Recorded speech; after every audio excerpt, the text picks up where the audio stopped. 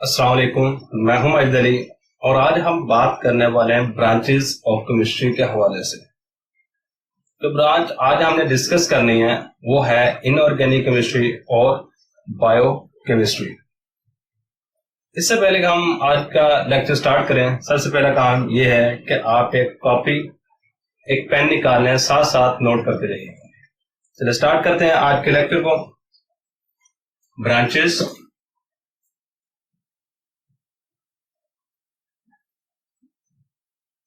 Branches of chemistry की शाखें। जो हमने आज बात करनी है वो है हमारे पास इनऑर्गेनिक केमिस्ट्री।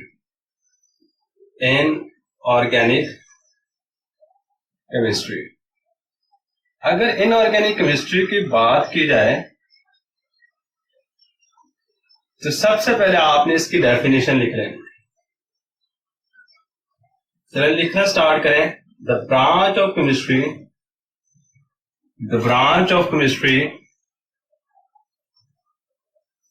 केमिस्ट्री की वो शाख, द ब्रांच ऑफ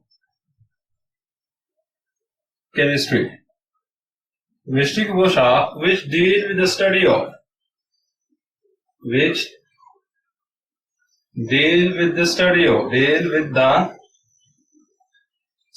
of जो के मुतालिया करती है, स्टडी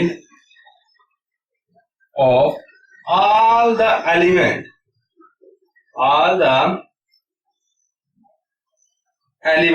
उन तमाम एलिमेंट्स का एंड कंपाउंड्स और उन तमाम कंपाउंड्स का, किन तमाम का, एक्सेप्ट मास वाई। एक्सेप्ट का मतलब होता है मास वाई। Except hydrocarbon and their derivative, hydrocarbon and their derivatives। ये हमारे पास इनऑर्गेनिक केमिस्ट्री कहते हैं दुनिया के अंदर जितने भी एलिमेंट पाए जाते हैं ना, उन सब एलिमेंट का मुताला हम इनऑर्गेनिक केमिस्ट्री में करते हैं। मास वाई दो एलिमेंट वो कौन से हैं, कार्बन और हाइड्रोजन। अगर देखा जाए अभी तक कितने एलिमेंट डिस्कवर हो चुके हैं, उनकी तादाद 118 है।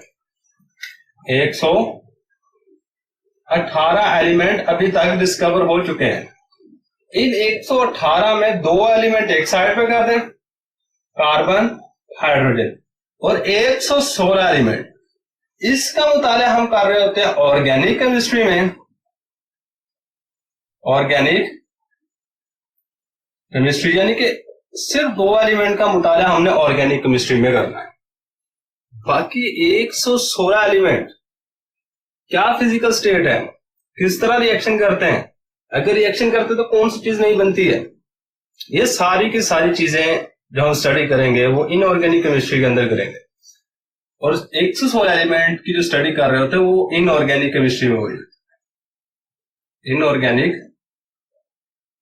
केमिस्ट्री में ये बात काफी ज्यादा इंपॉर्टेंट है।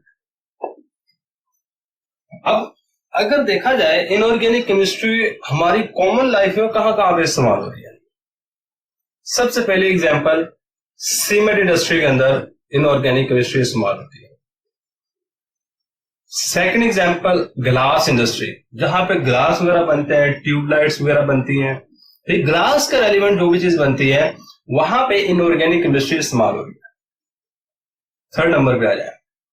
थर्ड नंबर पे हमारे पास इनऑर्गेनिक केमिस्ट्री यूज हो रही है सिरामिक इंडस्ट्री में, जहां पे मट्टी वगैरह की चीजें बनती है, मसलन ये बेसन वगैरह हो गया, इसके अलावा प्यालियां, कप जो चाय वगैरह पीने के लिए इस्तेमाल किए जाते हैं, ये सारी की सारी चीजें हम इनऑर्गेनिक केमिस्ट्री में स्टडी कर रहे होते हैं। फिर बात करते हैं स्कोप की, कि इनऑर्गेनिक केमिस्ट्री यूज कहां कहां पे हो रही है। स्कोप, तो ये बात याद रखिएगा, एग्जामिनेशन पॉइंट ऑफ व्यू के नजरिए से डेफिनेशन ज्यादा इंपॉर्टेंट है। स्कोप भी याद कर लीजिएगा, ये भी आ जाता है कई दफा एग्जाम में, लेकिन ये थोड़ा सा कम इंपॉर्टेंट है। सिर्फ एक ब्रांच का स्कोप ज्यादा इंपॉर्टेंट जो इसके नेक्स्ट है बायोकेमिस्ट्री का, उसका स्कोप अच्छे तरीके से याद कीजिएगा। फिर बात करते हैं इसकी स्कोप की। Inorganic chemistry is used in organic chemistry is used in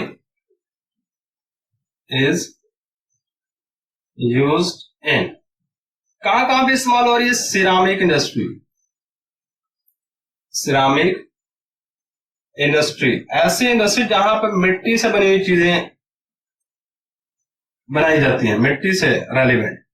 इसके बाद हमारे पास glass industry, glass industry, cement industry,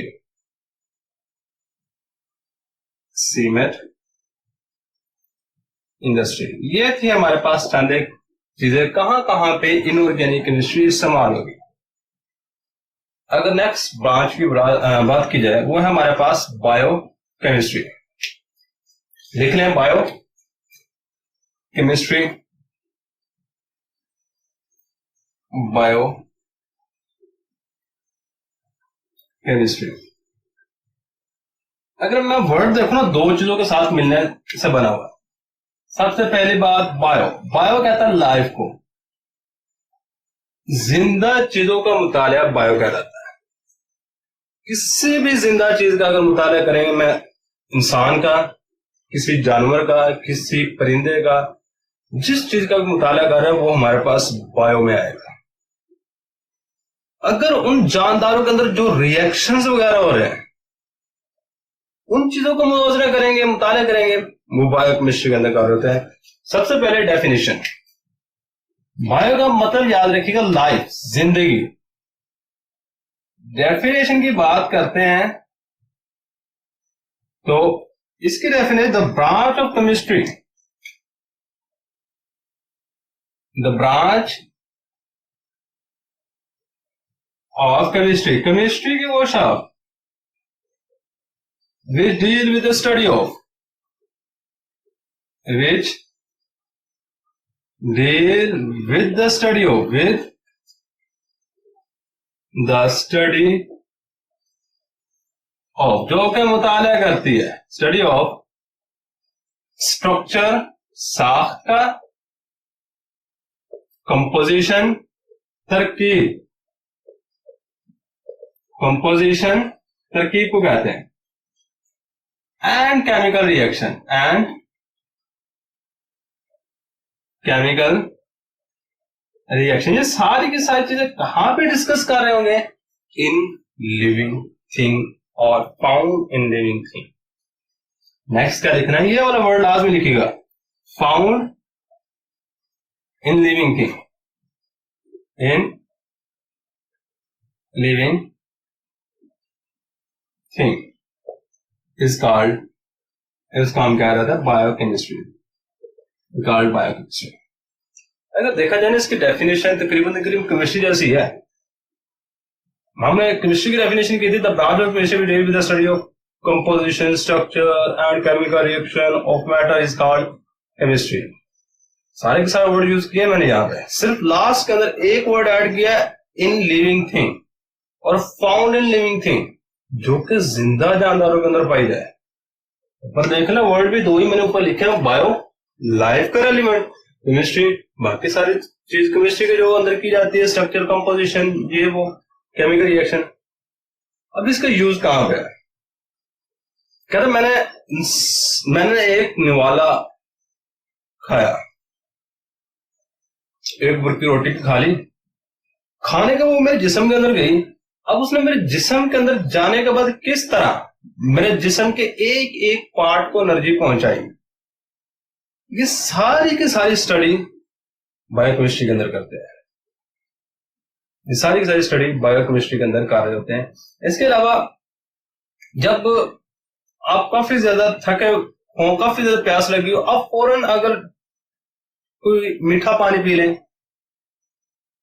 मीठे पानी के अंदर असल में ग्लूकोज होती है। अब जैसे आप मीठा पानी पीते हैं ना, आपकी थोड़ी सी थकावट दूर हो जाती है। थोड़ा सा रिलैक्स फील कर रहे होते हैं।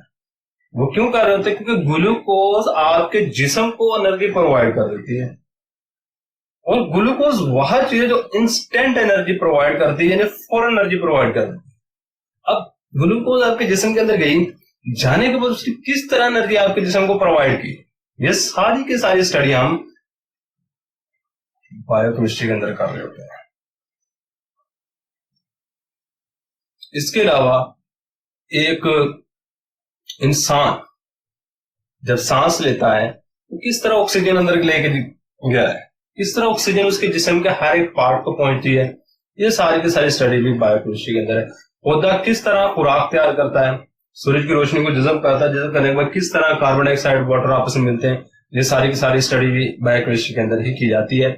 चलिए इसका स्कोप देखते हैं। इसका स्कोप बड़ा ज्यादा इंपॉर्टेंट है, और इसका स्कोप आता है, वो पूछ लेते हैं what is scope of biochemistry, what is the scope of biochemistry. Biochemistry का क्या स्कोप है?